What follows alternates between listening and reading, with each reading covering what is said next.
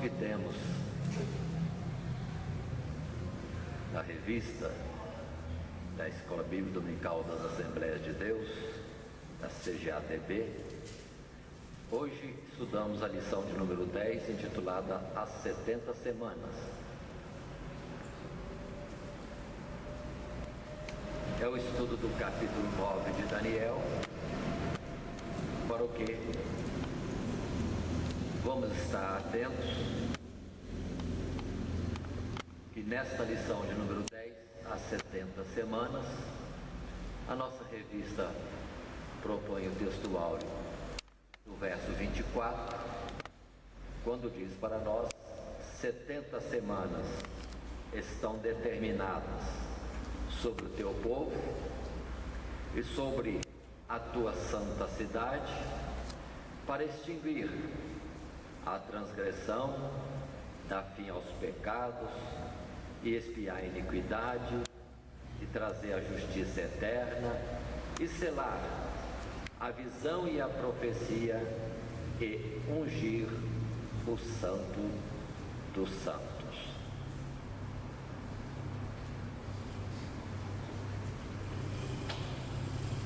A verdade prática que propomos está dizendo: Deus revela os seus mistérios a quem reconhece a sua soberania e submete-se à sua vontade em amor e contrição. Para os que amam a Deus, a sua palavra, a sua obra, os humildes, Deus muitas vezes revela estes segredos da sua vontade, dos seus desígnios, das suas obras. A leitura bíblica em classe é do verso 20 a 27. Nós estaremos lendo estes versos da leitura bíblica e outros mais no capítulo 9, à medida que forem aparecendo as citações no nosso estudo, desenvolvendo o esboço proposto. Os objetivos: conhecer que Daniel compreendeu o tempo do cativeiro de Israel após estudar as profecias de Jeremias.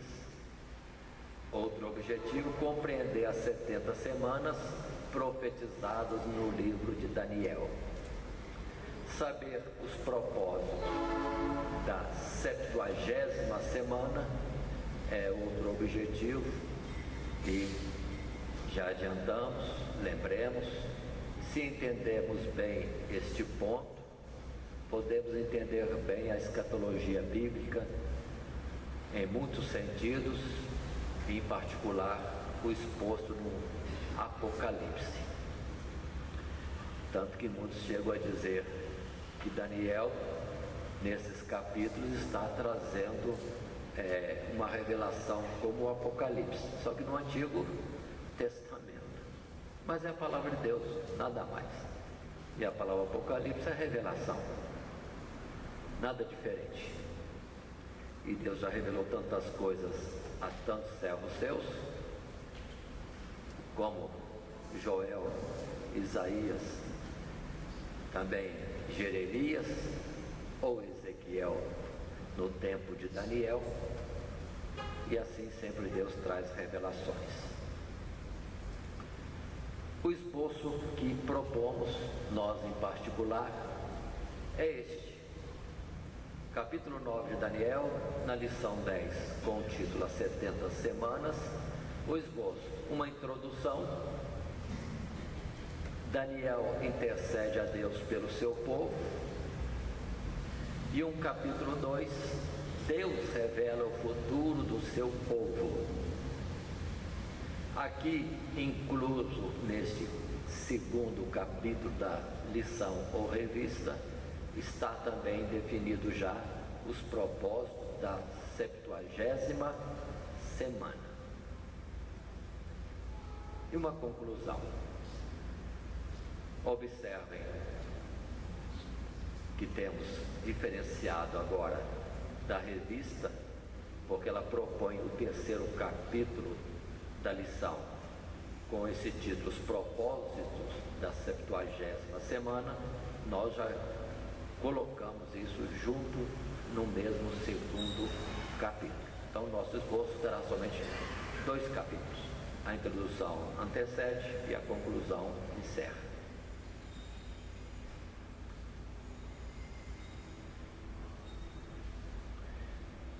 A introdução. Compreendamos bem alguns particulares das Sagradas Escrituras. Nós temos Daniel profetizando lá no cativeiro, e cativeiro em Babilônia, e o que depois se seguiu, porque muda-se o império, mas Daniel continua, digamos assim, no primeiro escalão do outro império que inicia. Olha a bênção de Deus. No império, ele tem uma grande projeção. Muda seu império, ele continua um dos grandes do império. Olha como Deus pode fazer com seus filhos. Então, somente a sua vontade e cada um se colocar na posição correta diante dele para a obra proposta por ele mesmo. Assim, nessa introdução, consideremos: Daniel entendeu o tempo de cativeiro de Israel, segundo as profecias de Jeremias, e que deveria estar no fim, pois o Império Caldeu já havia caído. Jeremias falou de muitas coisas, mas num particular, ele deu o tempo do cativeiro. E Daniel, lendo, pronto, já tem o entendimento. Agora observe, Jeremias está, ou esteve antes, profetizando em Jerusalém antes dela ser destruída, depois foi levado ao Egito junto com os fugitivos, mas os seus escritos já tinham chegado aos do cativeiro, e chegou também às mãos de Daniel. Observe que aquela ordem que Deus deu a Jeremias no capítulo 36, que ele escrevesse num livro tudo quanto Deus lhe tinha falado, deu, ou teve como consequência, que alguém guardou isso, alguém deve ter copiado, alguém passou à frente e alguém fez chegar a Daniel. Muito bem, vem agora o anjo Gabriel e revela que há um novo tempo determinado por Deus sobre Israel, e é 70 semanas esse novo período. E a nossa lição estará desenvolvendo nesse sentido. Vemos o capítulo 9 nos seus detalhes, mas com o alvo principal no entendimento das 70 semanas.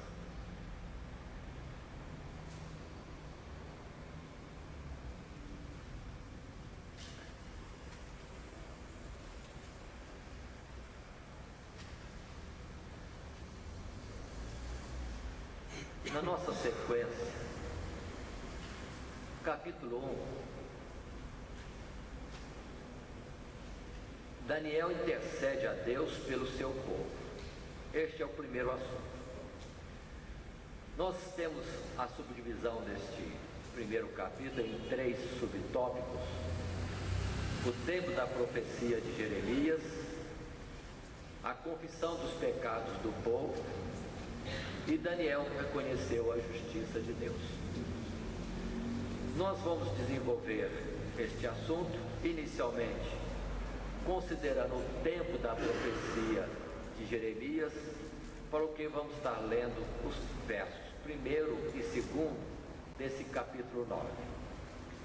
Tendo a facilidade do microfone, faço essa leitura. No ano 1º de Dario, filho de Assuero, da nação dos Medos, o qual foi constituído sobre o reino dos caldeus, No ano primeiro de seu reinado, eu, Daniel, entendi pelos livros que o número de anos de que falou o Senhor ao profeta Jeremias, em que haviam de acabar as assolações de Jerusalém, era de 70 anos. Essa é a nossa leitura. Portanto, tratando de tempo, observe qual o tempo, a época que isso sucede. Primeiro ano de Dario, filho de Assuero, o Medo. Nós vimos já no capítulo 5 a queda de Belsazar, rei de Babilônia, e que naquela mesma noite, tendo ele morrido, passou a dominar o reino caldeu em Babilônia, Dario, o Medo. E no seu primeiro ano de reinado é quando Daniel tem essa visão. Portanto, o cativeiro na Caldeia já tinha acabado. Um novo império. Daniel ainda bem localizado neste império, uma alta autoridade, um dos 3 presidentes. Mas observe, ele de alguma forma estudava as escrituras, teve o entendimento do tempo do cativeiro. Era de fato 70 anos que Deus tinha colocado. Muito bem.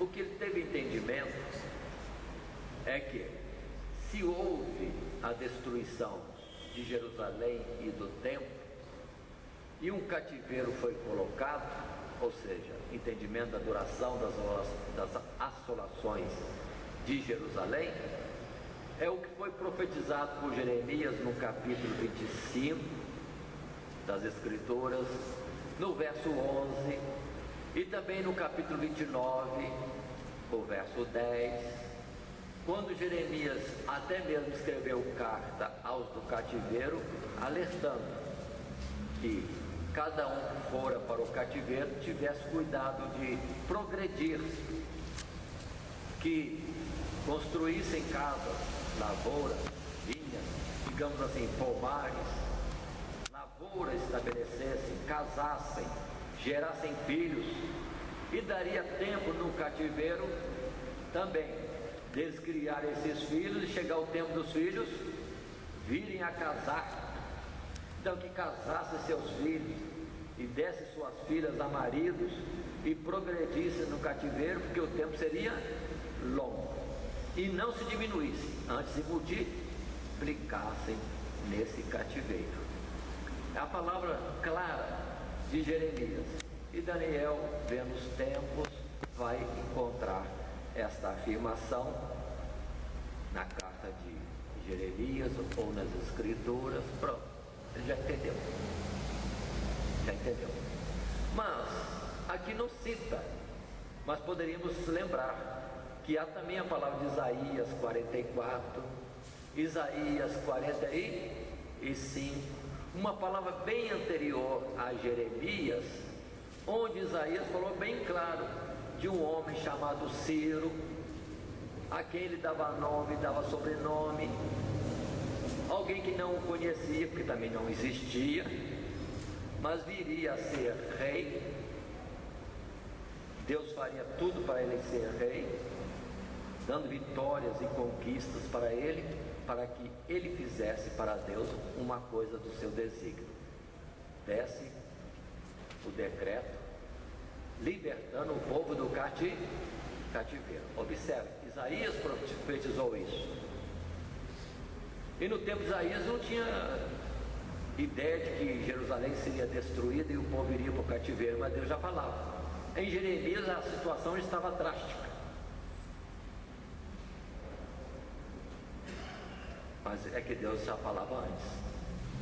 Então, se juntarmos direitinho, para Daniel era só esperar vir um homem chamado Ciro, quando chegasse o homem chamado Ciro, pronto, terminaria o cativeiro.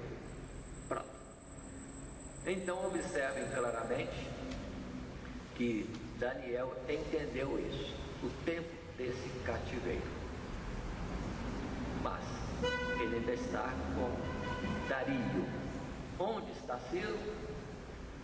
Talvez não tivesse notícia naquela época, mas chegaria logo, não muito tempo. Vamos na nossa sequência. Entrando agora no segundo subtítulo, a confissão dos pecados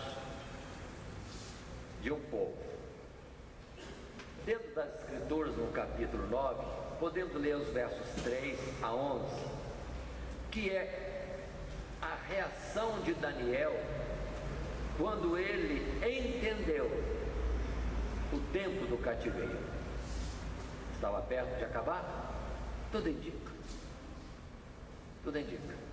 Mas era um tempo em que se poderia considerar o que Deus falou e que progressivamente ia se cumprindo no seu determinado tempo. Assim o verso 3 diz: e eu, Daniel falando, dirigi o meu rosto ao Senhor Deus para o buscar com oração e rogos e jejum e pano de saco e cinza, e orei ao Senhor meu Deus e confessei e disse: ah, Senhor Deus grande e tremendo, que guardas o conserto e a misericórdia para com os que te amam e guardam os teus mandamentos. Pecamos, cometemos iniquidade, procedemos impiamente e fomos rebeldes, apartando-nos dos teus mandamentos e dos teus juízos, e não demos ouvidos aos teus servos profetas, que em teu nome falaram aos nossos reis, nossos príncipes e nossos pais, como também a todo o povo da confusão do rosto, como se vê neste dia, aos homens de Judá e aos moradores de Jerusalém e a todo Israel, aos de perto e aos de longe, em todas as terras por onde os tens lançado, por causa da sua prevaricação, com que prevaricaram contra ti. Verso 8: ó Senhor, a nós pertence a confusão de rosto, aos nossos reis, aos nossos príncipes e a nossos pais, porque pecamos contra ti. Ao Senhor nosso Deus pertence a misericórdia e o perdão, pois nos rebelamos contra Ele e não obedecemos à voz do nosso Deus para andarmos nas suas leis, que nos deu pela mão dos seus servos, os profetas. Sim, todo Israel transgrediu a tua lei, desviando-se para não obedecer à tua voz. Por isso a maldição, o juramento que está escrito na lei de Moisés, servo de Deus, se derramou sobre nós, porque pecamos contra Ele. E o verso 20, quando diz: estando eu ainda falando e orando e confessando o meu pecado e o pecado do meu povo Israel, e lançando a minha súplica perante a face do Senhor meu Deus, pelo monte santo do meu Deus. Daniel, entendendo, entrou em oração. O primeiro verso, lido 3, mostra que ele ficou em uma humilhação diante de Deus, quando fala do jejum e o estar em panos de saco e na cinza ou coberto de cinza. É uma expressão de humilhação diante de Deus. E passa então a confessar todas essas coisas, o pecado do povo. Muito bem, consideremos alguma coisa. Nesse texto que estamos lendo, a busca em oração e rogos, jejum, panos de saco e cinza, é como Daniel estava. Primeiro, ele exalta a Deus pela atuação de poder. Observe que ele glorifica a Deus. Podemos salientar o verso que diz, por exemplo, 4: Ah, Senhor Deus, grande e tremendo, que guarda o conserto e misericórdia para com os que te amam e guarda os teus mandamentos. O verso 8, ele vai dizer: Ó Senhor, a nós pertence a confusão de rosto. E o verso 9: Ao Senhor nosso Deus pertence a misericórdia e o perdão. Ele exalta a Deus, estando, consideremos, uma situação de castigo, debaixo de uma repreensão, mas ali está ele, exaltando a Deus, também confessando os pecados da rebeldia, também suplicando por misericórdia e restauração do povo. Mas observem que um detalhezinho aqui, não é um povo por ser povo, é por ser um povo chamado povo de Deus. Ele estava mais preocupado com Deus do que, na verdade, com o povo. Então ele quer a restauração do povo de Deus, por causa de Deus.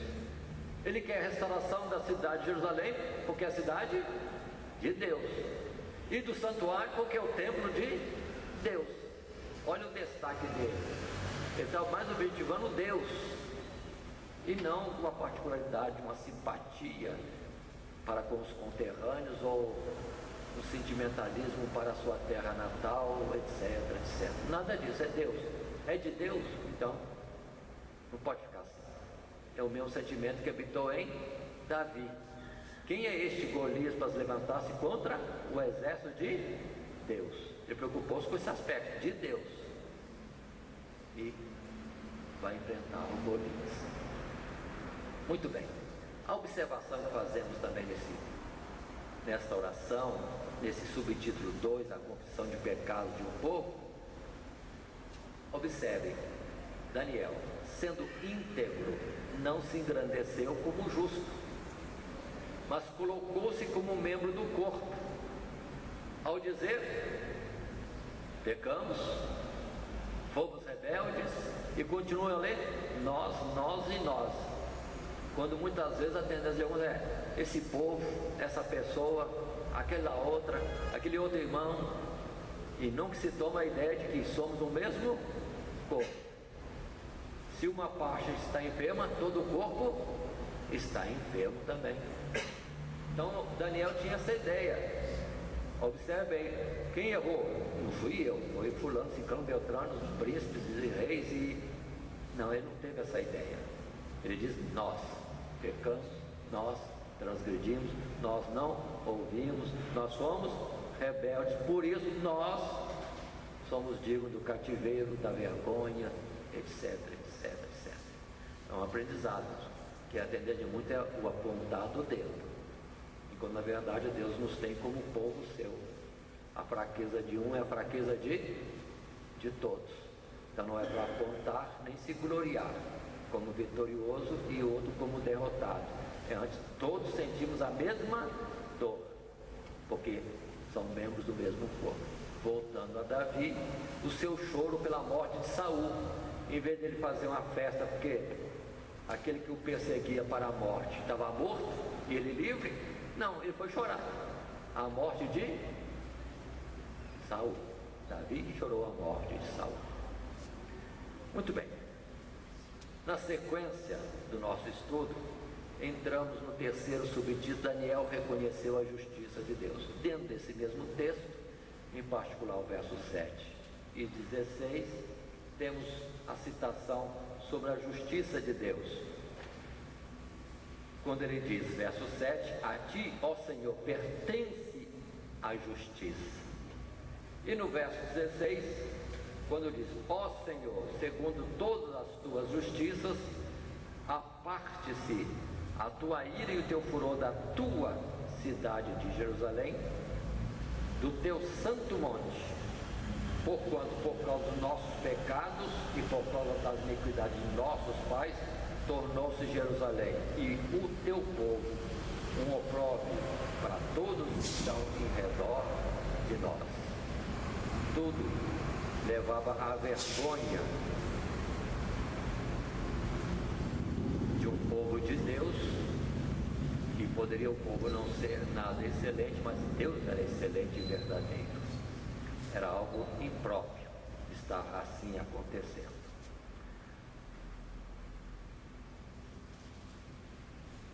Observe considerações em oração da justiça de Deus, do castigo predito e do que o povo se fez merecedor. Deus foi justo. Nada demais. Se observarmos, compararmos esta palavra com Ezequiel, foram séculos que Deus acompanhou a iniquidade do povo, enviando continuamente profetas, avisando o povo dos seus erros e da necessidade de voltar atrás e buscar o Senhor. Séculos. Então não foi uma coisa de imediato, o povo errou e Deus já trouxe o cativeiro. Não, as coisas foram se desenvolvendo longamente, na extensão da longanimidade de Deus. Deus muito justo. Passando ao capítulo 2, colocado na nossa revista e também do nosso esboço, Deus revela o futuro do seu povo. Colocamos 3 subtítulos. Agora, por favor, entendamos, para melhor clareza do que é exposto nesse capítulo 9 e no nosso capítulo 2 da revista, capítulo 9 Daniel e 2 da revista, nós utilizamos o subtítulo As 70 Semanas, mas o segundo subtítulo nós já colocamos um primeiro período e depois terceiro subtítulo, o segundo período. Portanto, professores, estejam atentos, a nossa colocação é essa: 70 semanas, depois um primeiro período, depois o segundo período.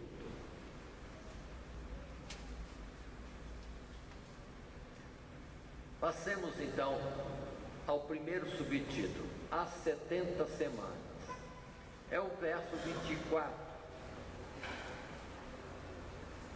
quando diz: 70 semanas estão determinadas sobre o teu povo e sobre a tua santa cidade, para extinguir a transgressão e dar fim aos pecados e expiar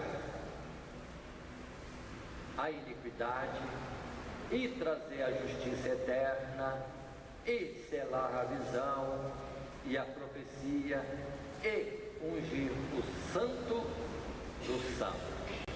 Esse é o texto do verso 24 no nosso estudo.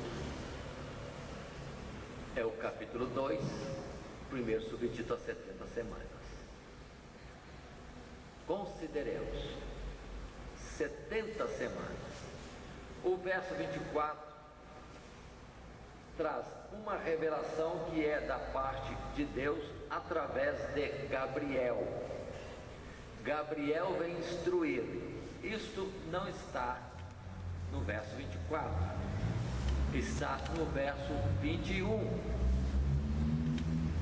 quando Daniel disse anteriormente: estando eu, digo, ainda falando na oração, o varão Gabriel, que eu tinha visto na minha visão ao princípio, veio voando rapidamente e tocou-me a hora do sacrifício da tarde, e me instruiu e falou comigo. Então, é Gabriel que vem trazer-lhe a mensagem. Observe que isso também já vimos no capítulo 8. Na visão do capítulo 8, vimos claramente que houve uma ordem clara, expressa, em bom tom alto, dizendo: Gabriel dá a entender a este a visão. E um ser aparece junto a Daniel e começa a explicar o capítulo 8 no sonho ou visão que ele tivera. E agora no capítulo 9 também. E o assunto da revelação é: 70 semanas estão determinadas sobre o teu povo e a tua santa cidade. Atenção para o verso 24.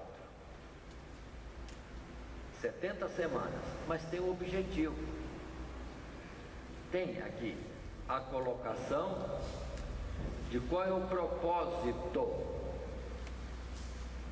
das semanas, das 70 semanas. No cômputo geral das 70 semanas, o objetivo de Deus é extinguir a transgressão, dar fim aos pecados, expiar a iniquidade, trazer a justiça eterna, selar a visão e a profecia, ungir o santo dos santos. Esses são os objetivos de Deus dentro do período de 70 semanas. Considere bem: para extinguir a transgressão, dar fim aos pecados, expiar a iniquidade, esse tempo vai se estender até Jesus vir e na cruz do Calvário dar a sua vida por nós, levando sobre ele a sentença que era nossa, conforme disse Isaías capítulo 53, e nós fomos sarados, perdoados, reconciliados com Deus, reconciliados com Deus. Muito bem. Trazer a justiça eterna. O que implica isso? Deixa eu ir vazio por enquanto. Selar a visão e a profecia. O que significa isso? Fazer cumprir toda a visão e a profecia? Ainda temos profecia para se cumprir ainda? Então abrange o nosso tempo também. Nós só 2000 anos atrás, quando Jesus morreu para expiar os pecados, envolve nós também, que ainda há profecias para serem cumpridas. E vamos falar um pouco mais. Ungir o santo dos santos. Quando foi ungido o santo dos santos? Ou o que é o santo dos santos? Lembre-se de uma lição passada que nós consideramos. Jesus disse: derribai este templo, e em 3 dias o reedificarei. E lembre-se de Pedro, quando ele disse que cada um de nós, servos de Deus, somos pedras vivas. Nós, pedras vivas, sendo colocadas, não talvez agora, mas porque estamos sendo purizados, para sermos colocados no lugar certo, na Jerusalém espiritual. Nós, casa de Deus. Observe, nós, casa de Deus. Já estamos prontos? Então o Santo dos Santos ainda não está? O Santo dos Santos ainda não está totalmente ungido, acabado, porque isso se faz ao montar o santuário. E não é de pedras físicas que hoje Deus considera o seu templo. Deus não mora em templos feitos por mãos humanas, mas nos templos que Ele mesmo formou no ventre de nossas mães. Salmo 139. São esses objetivos das 70 semanas. Assim, guardem e considerem esta observação: 70 semanas determinadas para extinguir a transgressão, ainda tem transgressão por aí. Trazer justiça eterna, já temos a justiça eterna? Temos. E ao mesmo tempo, ela convive com a injustiça. Então a justiça não é ainda plena. Selar a visão, a profecia, acabamos de falar. A profecia da vinda de Jesus no arrebatamento da igreja não se cumpriu. Então as 70 semanas vão até a volta de Cristo Jesus. E o Gil Santo dos Santos vai estar pronto só quando formos para o céu. Aí a Jerusalém está totalmente formada. A morada de Deus em Espírito, conforme Apocalipse. Aqui está o tabernáculo de Deus, e Ele morará com os homens. Só no céu. Com isso queremos dizer, apontam para a eternidade. Nisso inclui-se o arrebatamento, está no céu, não haver mais profecias, porque tudo se cumpriu. Então as 70 semanas, irmãos, é um tempo dado por Deus e que culmina lá na eternidade nos céus, após o arrebatamento da igreja. Precisamos compreender isso. Avança todo esse tempo. Então era desde um tempo atrás e vai até a entrada nos céus. Continuemos. Na sequência nossa, no segundo capítulo, Deus revela o futuro do seu povo, um primeiro período que encontramos no verso 25. Leiamos o verso 25.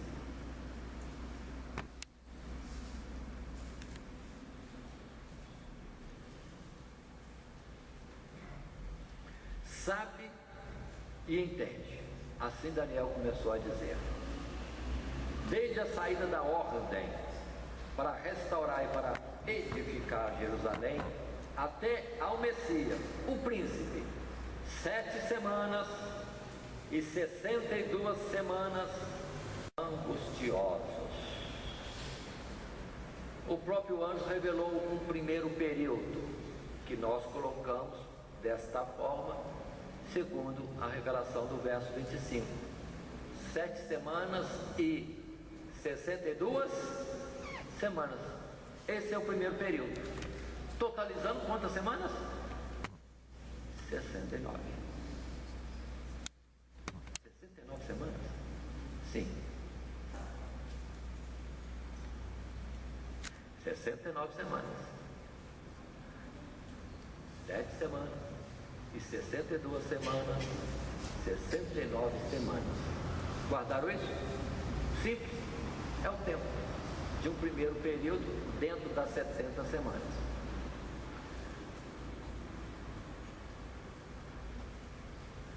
Nesse primeiro período, já definido, o início do período, verso 25 diz: desde a saída da ordem para restaurar e edificar Jerusalém, 7 semanas, 62 semanas. Observe bem, quando vai começar a contar o tempo? Vamos apertar o cronômetro? Quando? Quando? Quando sair o decreto, quando sair a ordem. Todo que é de Israel, vá a Jerusalém, suba a Jerusalém, reconstrua a cidade e reedifica o templo. Quem fez isso? O decreto foi de Ciro, conforme a profecia de Isaías 44 e 45. Capítulo 44, final, início do capítulo 45 de Isaías. O que vemos, podemos comprovar nas escrituras, bem claro, direto, quando em 2 Crônicas, capítulo 36, verso 22, se registra lá o povo saindo para o cativeiro, mas já sendo colocado em crônicas, fechando crônicas até o tempo de Ciro, o persa, que no seu primeiro ano já deu decreto trazendo liberdade ao povo e ordem de ir e reedificar Jerusalém. Isso se repete no verso logo seguinte, já entrando no capítulo ou no livro de Esdras, capítulo 1, verso 1.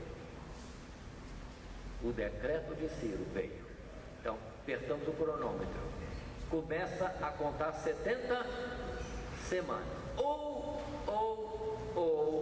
em particular, o primeiro período das 70 semanas, que é 7 semanas e 62 semanas.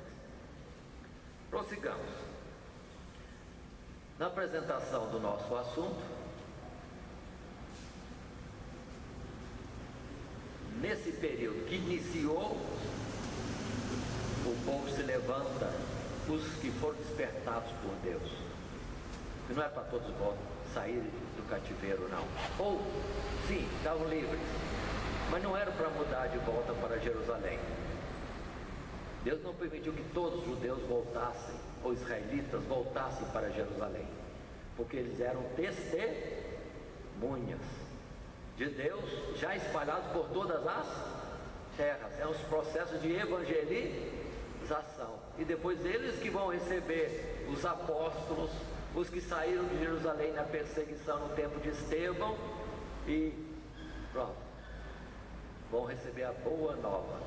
Jesus já veio, o Messias, já cumpriu o seu ministério, já foi ao céu e deu ordem: ide por todo mundo e pregar o evangelho a toda criatura. Quem crê e for batizado será salvo. Por isso que nem todos os israelitas voltaram para Jerusalém. Os que Deus levantou voltaram para reedificar a cidade. E a reedificação, está escrito aqui, ruas e tranqueiras. Tranqueiras tem um sentido de edifícios, né? As construções serão reedificadas, mas em tempos angustiosos. Guardem isso. 69 semanas, mas semanas que vão ser depois anos, décadas, séculos angustiosos. Mas a cidade está sendo reconstruída, o templo é reconstruído, o tempo é melhorado e o povo se multiplica grandemente de novo na terra de Canaã, só que agora com nomes diferentes: Judeia, Galileia, Samaria e outras repartições mais. Temos guardado isso, 70 semanas, mas o primeiro período, 69 semanas, em que seria reedificado Jerusalém e o templo, ou a própria nação estaria de novo se levantando, com as cidades sendo reconstruídas e o povo aumentando.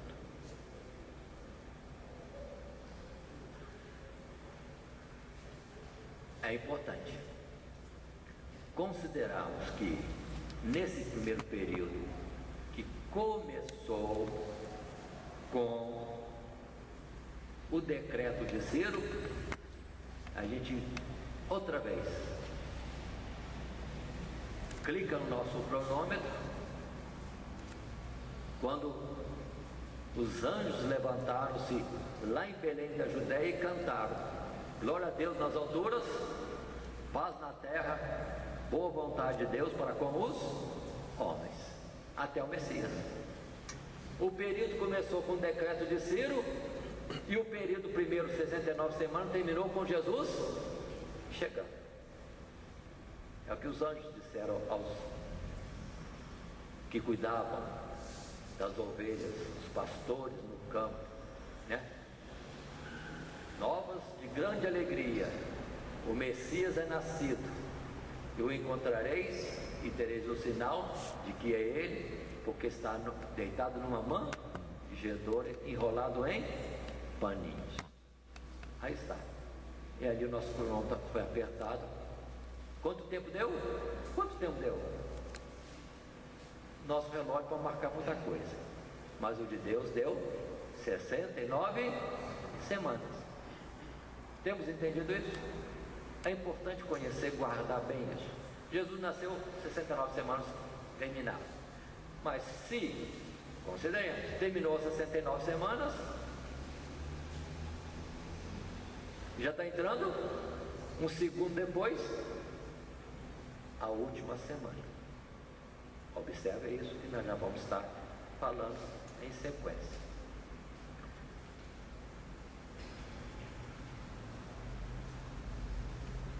eu disse, apertamos o cronômetro para marcar o tempo, quando começou, apertamos para encerrar. Vamos ler o nosso cronômetro? A observação que fazemos é essa: o tempo não é necessariamente o do homem, ou seja, um dia vale um ano. Não. E sim, períodos plenos da vontade de Deus e controle de Deus. Por isso a multiplicidade em 7. 70 semanas. O que são 70 semanas? Períodos de 7, 7, 7, 7. O que significa 7? Períodos plenos para Deus realizar o seu propósito. Os homens costumam calcular, dizendo que foram 490 anos, ou quase isso, 483, porque faltou uma semana, são 69 semanas. Não importa, porque Deus não está preso ao nosso calendário e ao nosso tempo. Ele tem o seu tempo. Pode coincidir, pode estar perto e pode ser bem diferente. Portanto, não fiquemos presos ao tempo humano. Muitos levantam história e levantam cálculos de anos dos reis, para saber se dá os 483 até Jesus nascer. Talvez tenha, talvez, mas não altera a verdade. O tempo de Deus é tempo de Deus, não necessariamente igual ao dos homens. Continuemos o nosso estudo. Portanto, tempo de Deus, tempo de Deus. Pedro disse bem claro: um dia para Deus é como 1000 anos, e 1000 anos como um dia. E já em Salmos fala diferente, que a vigília da noite, né? Para ele, para nós pode ser 1000 anos. Então, o tempo é de Deus. Não precisamos ficar presos ao do homem. Vamos ficar presos ao tempo de Deus. A importância é essa, o tempo de Deus. Vamos dar sequência ao nosso estudo, quando no capítulo 2, no subitem 3, temos o segundo período, o que lemos no versos 26 e 27. Nós estaremos lendo, mas na hora de nós considerarmos, vamos subdividir, estudando o verso 26 e depois o verso 27. Mas vamos ler os dois versos agora. 26. E depois das 62 semanas, será tirado o Messias, e não será mais. E o povo do príncipe que há de vir destruirá a cidade e o santuário, e o seu fim será com uma inundação, e até o fim haverá guerra. Estão determinadas assolações. 27. E ele firmará um concerto com muitos por uma semana, e na metade da semana fará cessar o sacrifício e a oferta de manjares, e sobre a asa das abominações virá o assolador, e isso até a consumação, e o que está determinado será derramado sobre o assolador. Essa é a leitura dos dois versos. No nosso estudo, consideremos: depois das 62 semanas, assim começa o verso 26. Depois das 62, mas lembre-se que primeiramente houve 7 que já ocorreram ou transcorreram antes. Então eram 7, agora 62, 69. Passado a 69, Jesus nasceu. Já estamos o quê? Entrando na 70ª semana, a semana de número 70. Então Jesus sendo visitado pelos magos, já era 70 semanas. Jesus fugindo ou seja, sendo levado em fuga para o Egito, 70 semanas. Jesus voltando do Egito e resolve morar lá em Nazaré, 70 semanas. Jesus cresce, 70 semanas, já está em curso a 70 semanas, uma semana de número 70. Está claro? É Jesus nascendo, tem o primeiro período. Aliás, termina o primeiro período, começa este chamado segundo período. Muito bem. Continuemos. Acontecimentos da última semana. Quais são os acontecimentos da última semana? Será tirado o Messias. Aqui nos prendemos ao verso 26. O que mais? O povo do príncipe que há de vir destruirá a cidade e o santuário. Até o fim haverá guerra. São determinadas assolações. Observação, está em curso a última semana. O que é que o anjo Gabriel revelou para Daniel? É aquilo que nós estamos vendo hoje. O que nós estamos vendo hoje? Será tirado o Messias. O Messias já foi tirado? Jesus já foi rejeitado pelo seu povo. Já foi tirado, já subiu ao céu. O que mais? O povo do príncipe que há de vir destruirá a cidade e o santuário. O povo do príncipe. Qual povo destruiu a cidade e o santuário? Os romanos. Os romanos já vieram, já destruíram a cidade. E o templo? É só dar uma chegadinha lá. A cidade está retificada. Mas o templo? Não. O templo não. Foi destruída a cidade. Se a cidade foi destruída, o povo do príncipe já veio. Isso engloba até o ano 70 da nossa era. Continuando. Até o fim haverá guerra. Estão determinadas assolações. Como está hoje? Hoje não tem guerra, tem? Ontem teve guerra? E amanhã? Haverá guerra? A palavra é clara.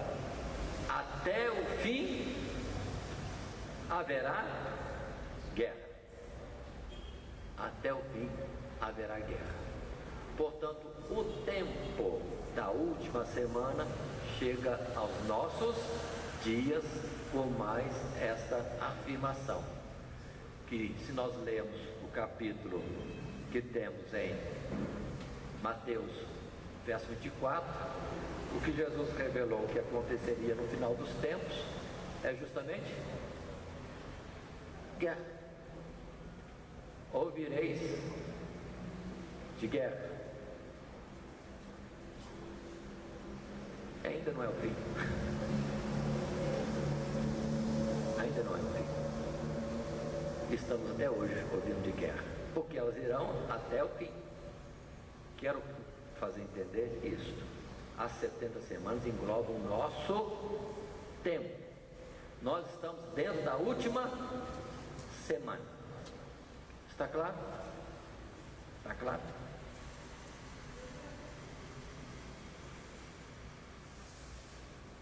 Vamos prosseguir.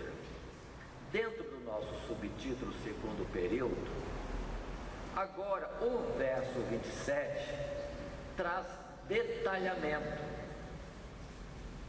Traz detalhamento desse segundo período. Verso 27 fala do mesmo período, última semana, mas com demais detalhes.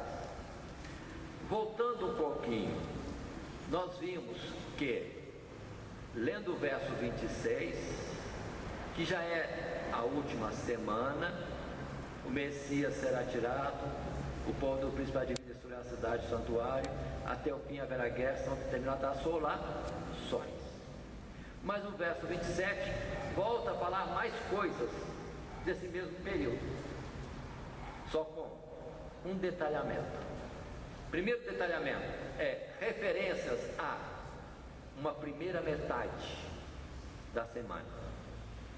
Depois, referências à segunda metade da semana. Lembrando que a semana já é a última. Já disse, a última semana será quando o Messias vai ser tirado. A última semana é quando o templo e Jerusalém serão destruídos. É a última semana que dá início a guerras que vão até o fim. Capítulo 26 falando da última semana. O 27 fala, olha, tem uma metade da semana. Metade da semana é quanto tempo? 3,5 dias. Os primeiros 3,5 dias vai acontecer algo. No segundo tempo, a segunda metade, os 3,5 dias finais, vai acontecer algo. E vai mostrar cada uma dessas divisões desse último período de tempo. Observemos. Referência à primeira metade da última semana. Os 3,5 primeiros dias da última semana. O que vai acontecer? O Messias fará concerto coberta de manjares. Aqui requer-se uma explicação, porque o verso 27 não está escrito o Messias fará concerto com muitos por uma semana. Está escrito assim? Como está escrito mesmo? O verso 27? Ele fará um concerto com muitos por uma semana. Agora, ele quem? Ele quem? Ele quem? Aí tem que vir o pessoal da gramática portuguesa para dizer para nós. Ele como o pronome refere-se a um nome que já foi citado. E quais são os nomes citados? O Messias e outro nome citado, o povo do príncipe que há de vir. Por favor, atenção a isso. O povo do príncipe que há de vir, citado no verso 26. Ele fez concerto? O que ele veio fazer? Destruir Jerusalém e o templo. Não teve conversa. Eles vieram para destruir. Aqui é onde uma linha escatológica falha, que eles dizem que é o príncipe, mas não é o príncipe o sujeito. O sujeito é o povo do príncipe. Detalhe de gramática. É o povo. E o povo não veio fazer aliança, veio para destruir.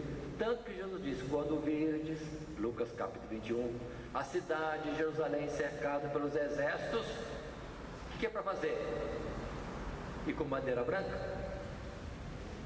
É para levar um pãozinho com vinho para eles? Não. Fugir. Não dá tempo de descer lá embaixo buscar a carteira, um dinheirinho a mais. Não dá tempo.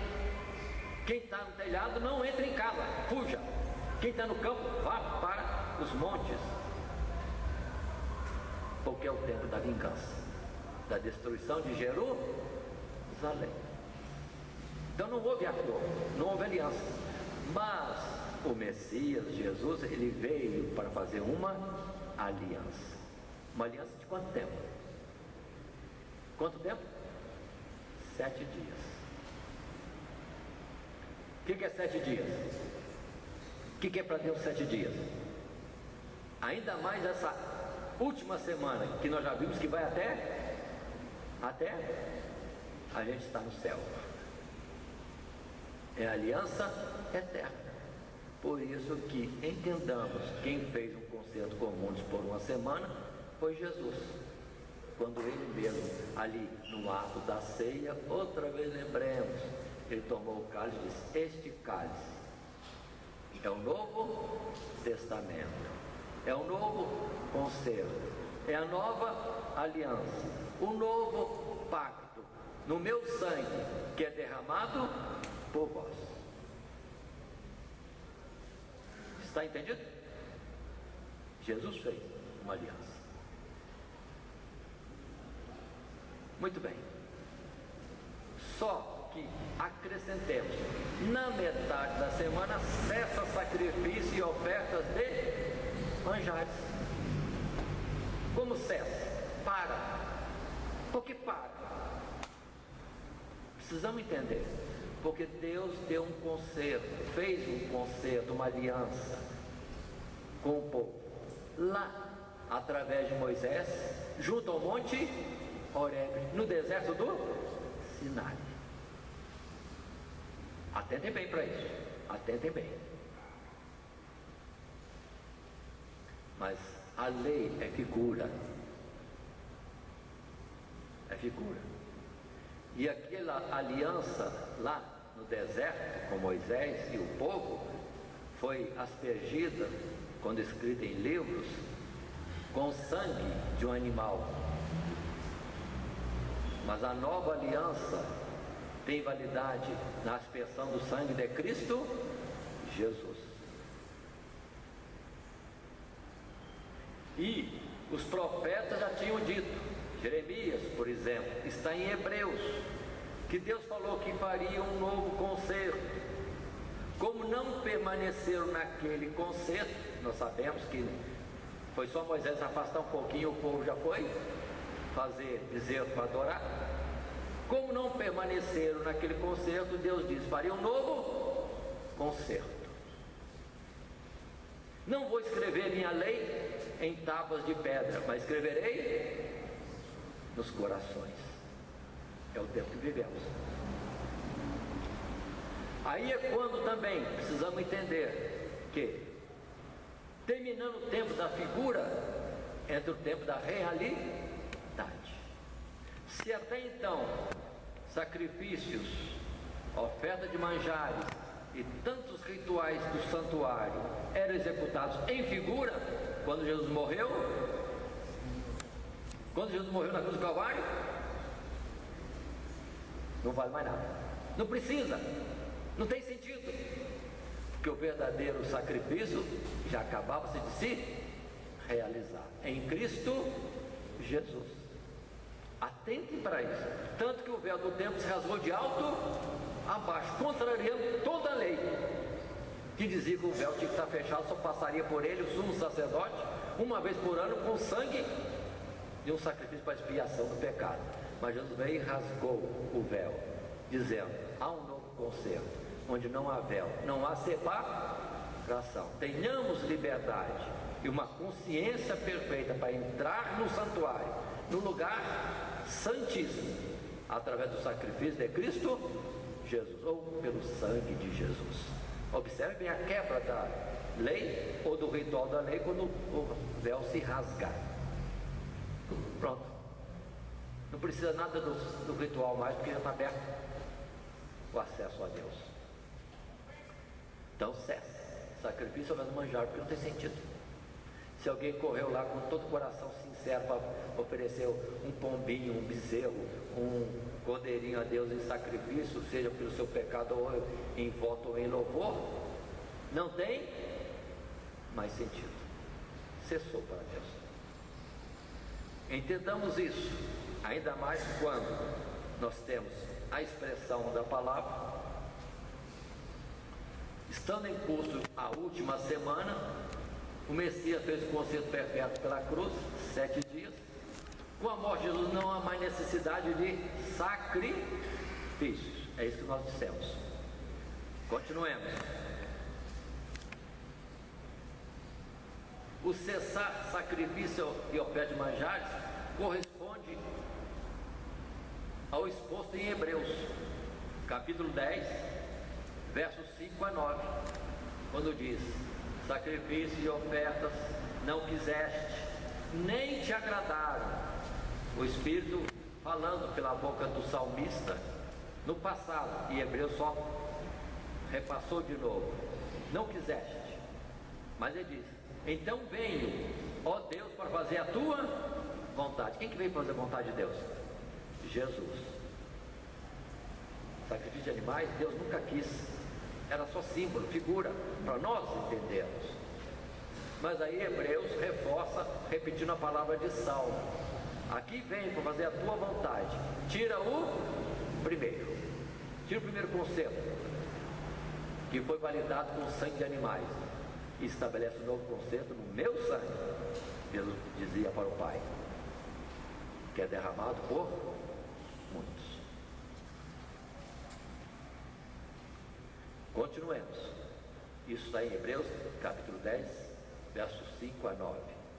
Pela morte de Jesus são desnecessários e inúteis os sacrifícios da lei. Isso também é colocado em Hebreus 9, versos 11 a 26, e repete Hebreus 10, versos 9 a 18. Não tem sentido.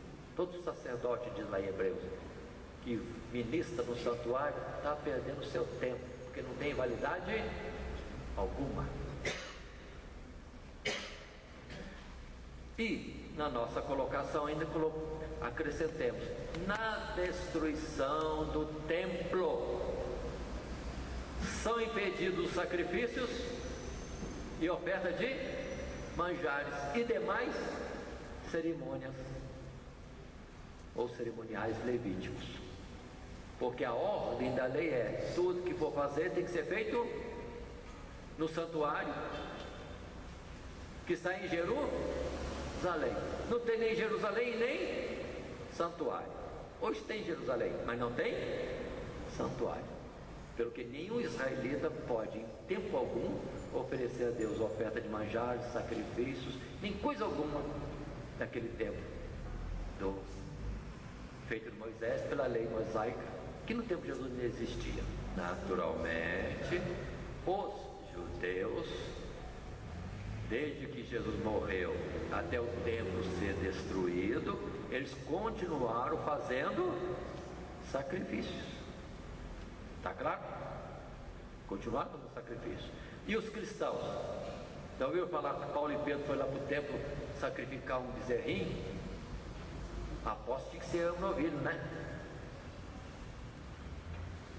Não tem isso. Eles iam para orar, para pregar, mas nunca para sacrificar, porque sabiam que o sacrifício perfeito era Cristo Jesus, e o tempo das figuras acabaram. Por isso João também, primeiro capítulo de João, que a lei veio por Moisés, mas a graça e a verdade vieram por Cristo Jesus. Assim, os judeus fizeram muitos sacrifícios entre a morte de Jesus até a destruição do templo, mas Hebreus 9 a 18 está escrito lá: sacerdotes faziam os mesmos sacrifícios que para nada servem. Não serve porque agora é Jesus. Ninguém vem ao Pai a não ser por mim, disse Jesus. Não é por bodes, nem por sangue de pombos, etc. Observe que, de fato, o concerto dura uma semana. Está claro? Na metade daquele tempo, cessou ofertas e manjar, mas o concerto de Deus não passa, é eterno. A morte de Jesus tem validade eterna. Continuemos.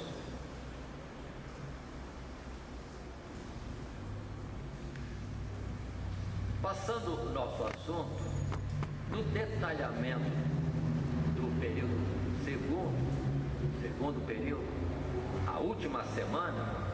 Agora, se já falamos dos 3,5 primeiros dias dessa semana, a metade primeira, que observe, terminou com a morte de Jesus.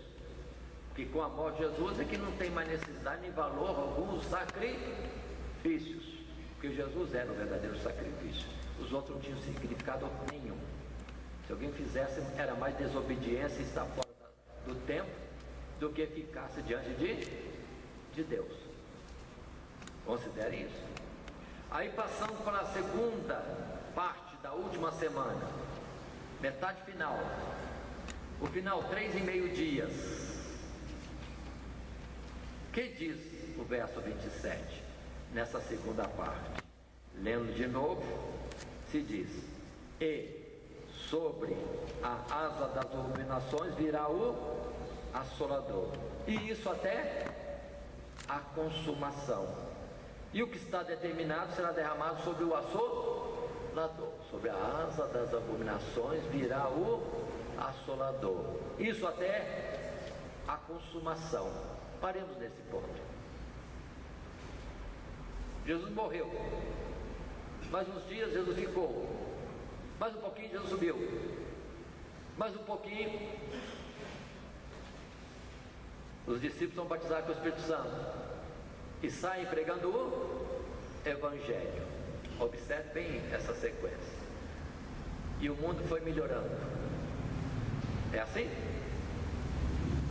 Não. Jesus diz: basta cada dia o seu mal. O dia seguinte terá e virá com seus males. E Jesus disse que com o passar do tempo não ia clareando. Não, Jesus disse que na verdade, por se multiplicar a iniquidade, o amor iria esfriar. Observe bem isso. Após Jesus subir ao céu, o que acontece é que as abominações vão acontecendo. Porque se temos um grande anúncio do Evangelho salvador da parte de Deus, ao mesmo tempo tem a rejeição de muitos os chamados, poucos os escolhidos. Donde, na verdade, chegando o Evangelho, houve uma separação. Quem aceitou Jesus, limpe-se, e cada vez mais. Mas quem não aceitou Jesus, estava sujo, e se sujou mais. E com isso a liberdade do mal para progredir na face da terra. Observem isso. Por se multiplicar a iniquidade, o amor de muitos esfriará. Só que aqui não fala disso, iniquidade. Fala sobre a asa das abominações, virá o assolador. E isso até a consumação. E o que está determinado sobre o assolador? Virá. Perdoe, voltemos. Um ponto que não clareei. Isso até a consumação. Me explique, o que é consumação? Fim. Então, a 70 semanas vai até ao fim. Vai até o fim. Quando, pelas abominações, o assolador vai estar à vontade. E como que está hoje? Ninguém imaginava que haveria tanta abominação no nosso país e no mundo como atualmente. Há 50, 60 anos atrás nem se ouvia falar de muitas coisas. E agora são leis absurdas do homem sem Deus, totalmente afrontoso a Deus. O mal está tendo mais e mais liberdade. Sobre a asa das abominações virá o assolador até o fim. E o que está determinado virá sobre o assolador. Lembremos, estamos nos últimos dias da última semana, na segunda metade da semana. Da semana já passaram 3 dias e meio, nós estamos avançando os 3 dias e meio. Daí vocês têm qual é o tempo dos 3 dias e meio. Quando terminou o primeiro período? Com Jesus morrendo. Jesus nasceu, Jesus morreu. Quanto tempo? 3 dias e meio. No cômputo de Deus, Jesus morreu, terminou a metade do tempo. E depois Jesus subiu ao céu, o Evangelho se espalhar pelo mundo, e aí já está começando a segunda metade da última semana. Começa a contar os 3,5 dias finais. Aqui a falha na escatologia de uma linha doutrinária que existe aí. Ele diz: interrompeu o tempo. O relógio de Deus é defeito. Ou Deus distraiu lá, bateu no relógio e apertou o para, ou pausa. Não tem isso, mas o tempo não para. O tempo corre. As gerações vão, séculos passam, milênios já está passando, mas o tempo não parou, continua. Muitas gerações vieram, o evangelho continua sendo pregado, e muitos estão crendo, e muitos não estão sendo salvos. Vem outra geração, se repete a mesma coisa. Precisamos entender isso. Por favor, Jesus nasceu e Jesus morreu, é a primeira metade da semana, 3 dias e meio. Jesus morreu até ao fim, que ainda não chegou. Quando chegar, é 3 dias e meio. Não chegou, já passou 2000 anos, mas não chegou. Está claro aqui? Então nós estamos quando? Em tempo. Nós estamos, e já tem 2000 anos, praticamente. Por isso que nas escrituras a gente vai ver depois, Apocalipse vai cair direitinho aqui, mostrando que nós não estamos a 3 dias e meio do fim de todas as coisas, da vinda de Jesus, arrebatamento da igreja. Nós estamos na última hora. É já a última hora. É o anúncio de Apocalipse. Ainda que João também já vislumbrou e disse: filhinhos, é já a última hora. É já a última hora. Ouviste falar que vem o anticristo, mas muitos se têm feito anticristo. De onde? É já a última hora. Aí aparece o anticristo. Quando o anticristo aparece aqui nesse texto, não tem nome de anticristo, tem o nome de assolador. E o que está determinado virá sobre o assolador. Quando é que o assolador tem liberdade para agir e trazer assolação? Quando Jesus morre e sobe para o céu. Jesus disse: no mundo tereis aflição.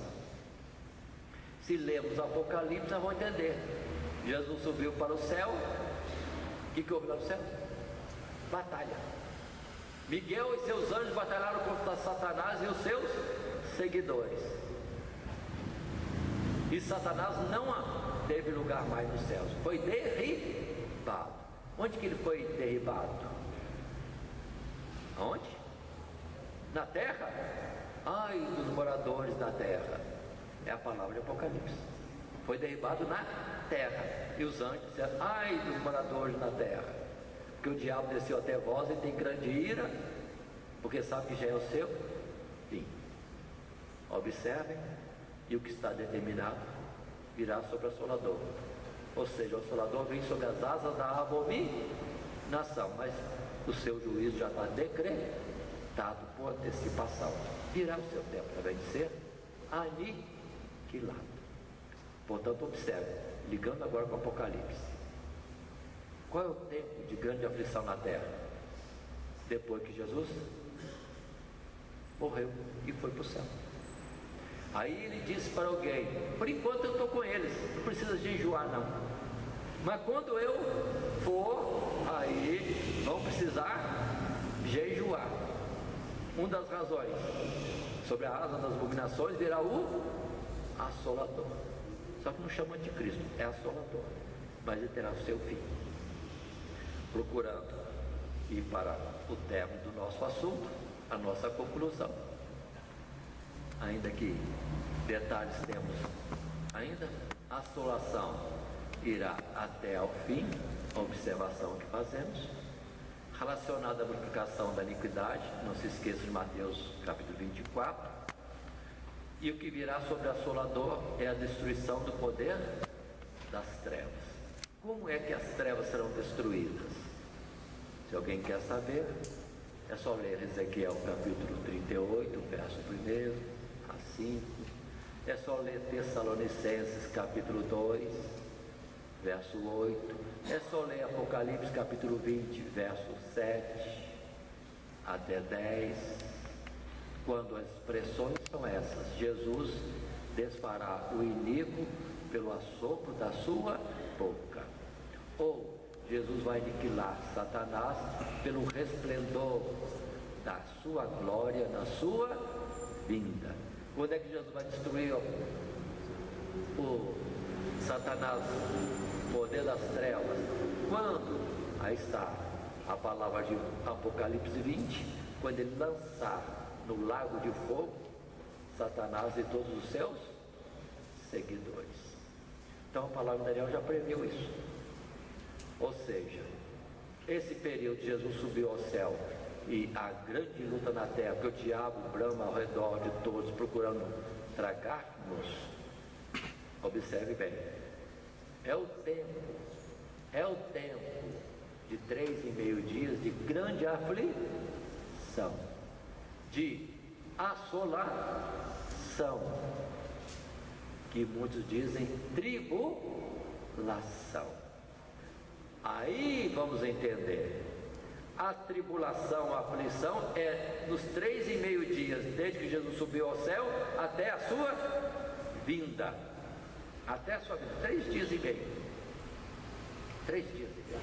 Só que não é antes da sua vinda, dizem eles. E nós afirmamos, é antes. Para isso temos a palavra de Daniel, capítulo 12, que vamos estudar. Depois da aflição desses dias, aí virá Jesus e haverá a ressurreição e o vinde benditos e o ide malditos. Ou a palavra de Mateus, capítulo 25, quando diz que depois dessas coisas, depois da aflição desses dias, se verá o sinal do Filho do Homem nas nuvens do céu. Então, grande aflição nunca houve, será antes de Jesus vir e trazer a glória eterna no arrebatamento da igreja.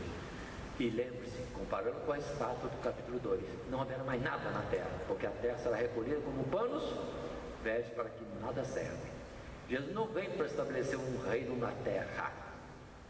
Quando ele vier, está escrito que virá nas nuvens dos céus para levar os seus escolhidos. Vem para buscar, não vem para morar conosco, vem para nos buscar. João capítulo 14, né?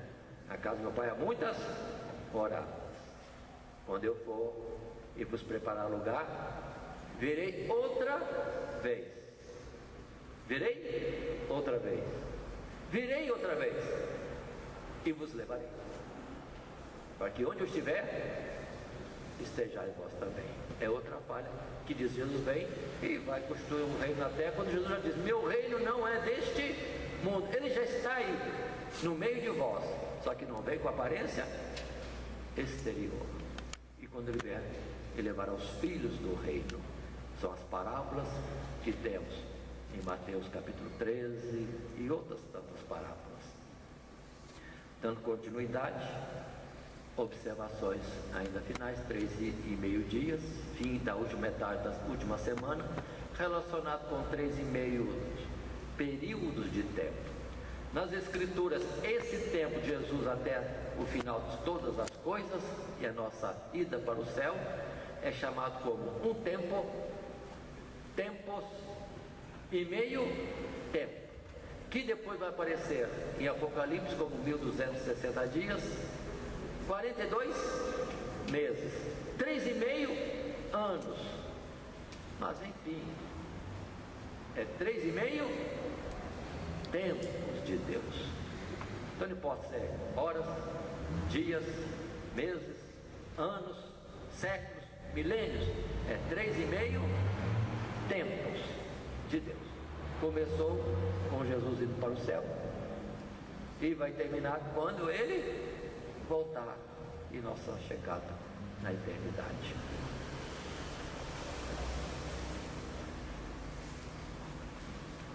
Com esse segundo período, é o fim desse período e tudo, cumprimento de toda profecia e visão.